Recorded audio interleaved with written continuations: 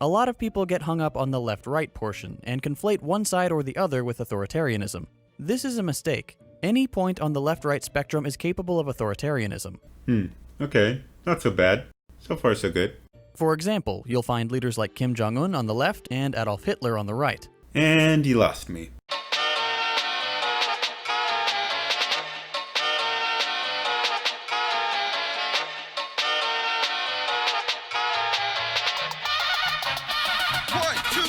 Jump!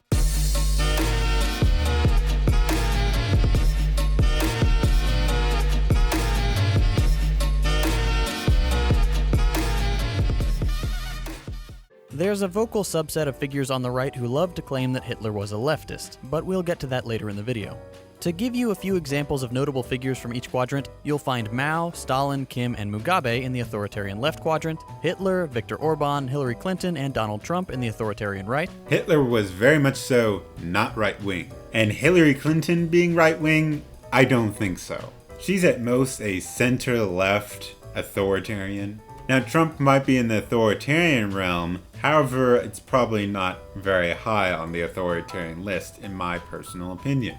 Interesting, right? Maybe not what you expected. There's a whole lot of yelling and name-calling between presidential candidates and their supporters and detractors, but when you take their voting records and plot them on a chart like this, it becomes apparent that there's really not that much separating most of the candidates. Even Bernie Sanders, whom many people paint as a communist, barely squeaked his way onto the left side of the spectrum. Trump isn't that authoritarian. He's not a libertarian, mind you, but he isn't that authoritarian. He's probably at most in around the moderate area of authoritarianism. Probably around the second square, maybe at the very most the third square of authoritarianism. And I'm pretty sure Pence is in a similar state, in the sense of authoritarianism. As for Biden being this moderate authoritarian, that's utter bull.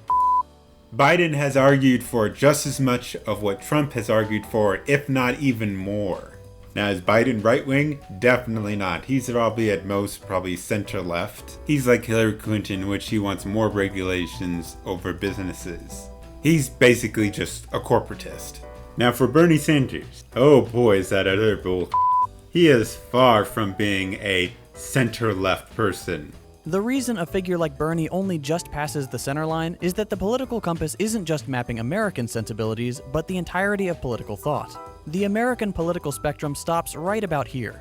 That guy is most definitely a communist, now more than ever. The reason why I say now more than ever is because of his wanting to get rid of gun rights. There's also his advocation of the Green New Deal, which is very communist, and of course he's advocated for the nationalization of many different industries. He is a legit communist. The people behind the political compass are utter morons when it comes to graphing people's political views. Now, the graph itself is a fine tool, but the test is utter garbage.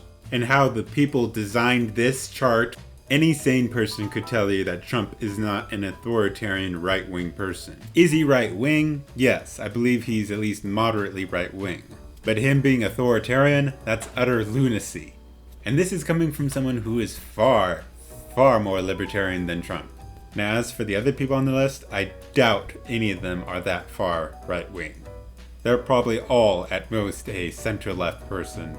But anyways, any sane person could tell you that this plotting of these people is utter garbage. Even your most accurate one here, which would be Jo Jorgensen, doesn't make any sense because she's far more down towards the bottom of that libertarian scale. Plus, I've taken the political compass test and I've taken other tests. If you take them, they're very different in how they plot everyone. The people behind the political compass test are complete garbage when it comes to putting people on a political scale. Anything beyond Bernie's moderate social democratic platform is absolutely unthinkable in modern-day America. Moderate. That word came out of your mouth. Yeah, you've got to be complete, utter, brain-dead moron to think that Bernie Sanders is even close to being moderate.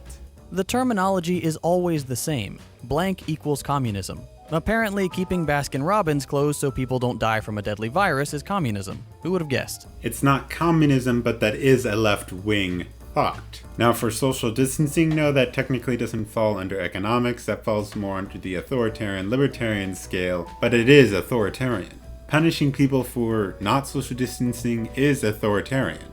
Whether you agree with that measure or not, it is authoritarian. Now back to the closing of Baskin-Robbins. That is left-wing because there are other forms of what can make someone left-wing. The redistribution of wealth is only one way. The other way is through corporatism or regulationism. In that way, you're just regulating the economy in which only large businesses can succeed. It's not as left-wing as communism is, but it is a left-wing ideology. For example, Republicans are only moderately capitalist because they do believe in quite a few regulations, or therefore a welfare system, which is a very left-wing position. So when someone has both of those views, like Hillary Clinton or Joe Biden, they are left-wing because both of those positions kind of add up, especially when you're a heavy regulationist or corporatist like Hillary Clinton. Republicans are only moderate regulationists, that's why they're still more capitalist than someone like Hillary Clinton. When the incredibly popular Ronald Reagan came along and launched his campaign of deregulation, tax rate reductions, increased military spending, and union busting, he put the final nail in the coffin of American left politics.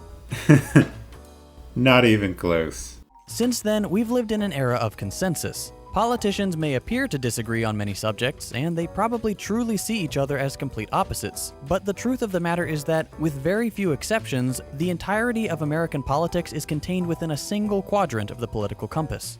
The entire national political dialogue is framed to begin and end on the right. No, it is not. Especially probably now more than ever with the Democratic Party going even further left. Because slowly what were they called? The Social Democrats? No, they were called Justice Democrats, that's right. That group is slowly taking over the Democratic Party. And they are a bunch of communists.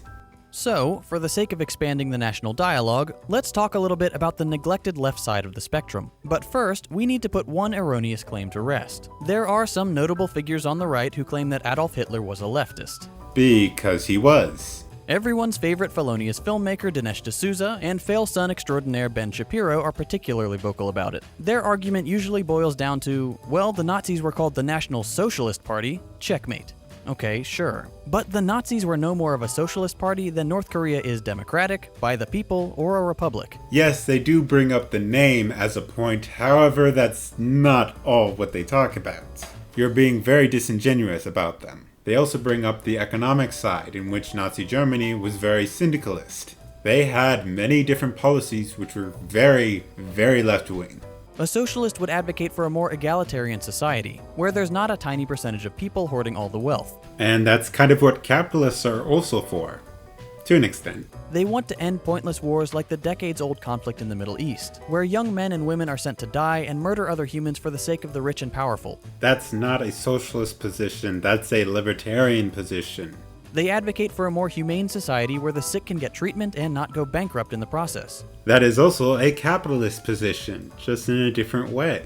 And also the fact that the capitalist position is the only way that is really any good. Where small businesses aren't crushed by multinational corporations. That is a capitalist position. By no means is that a socialist position. Socialists don't give a about small businesses. And where people are paid fair wages for their work. That I'll give you is more of a socialist position, but also it's a communist position. They also advocate for worker control of, or at least worker involvement in, enterprise. I'll give you this too, that is also a socialist position. When someone shouts that the government issuing a quarantine is communism, they're more than a little off base. Government doing stuff is not communism, or even socialism. If the US government were to establish a more robust safety net for workers laid off during the pandemic, that still wouldn't be socialism, nor should such a government be considered leftist. Yes and no. The government making a quarantine requirement and punishing you for violating that quarantine, that is authoritarian. Communist, not necessarily. But a government implementing a more robust social system, a social net, that is socialist, that is communist. That doesn't necessarily make a country communist or socialist on its own, but it is a communist or socialist position. If workers don't have a say in how enterprises run, you have a left-leaning centrist government at most. Bullshit. You have a left-leaning centrist government at least. It's important to have at least a general understanding of what terms mean when we're talking about politics. You know, I find it interesting how you say that, yet you don't understand any of these words' meanings. You hear a lot of right versus left, freedom versus communism bickering in the US, but when you hear something like that, remember just how similar mainstream politicians are these days. Don't buy into the fear-mongering, and take the time to educate yourself about the whole spectrum of political thought, not just the stunted American variety. Except they're really not. They really aren't. Trump isn't that far right-wing, and he's definitely not an authoritarian. Bernie Sanders is not a center-left person, he is a legit communist, and most of those people that are shown on the right are not right-wing at all. Democrats and Republicans are more different than ever before, and if this trend continues, they'll become even more different. The only other thing I would like to say is, if you want to hear more about how I come to my conclusions like this, I'll put some links to some of my videos, like my video on what is fascism and all of that. It will explain more in depth as to my reasonings why I come to this conclusion. Well, that's it for this video. If you liked it, please give it a like, subscribe, share it, comment down below and tell me what you thought. Follow me on all my other social media. And if you really liked my video, please consider supporting my content at Patreon or Ko-fi. Do all that, and I'll see y'all later.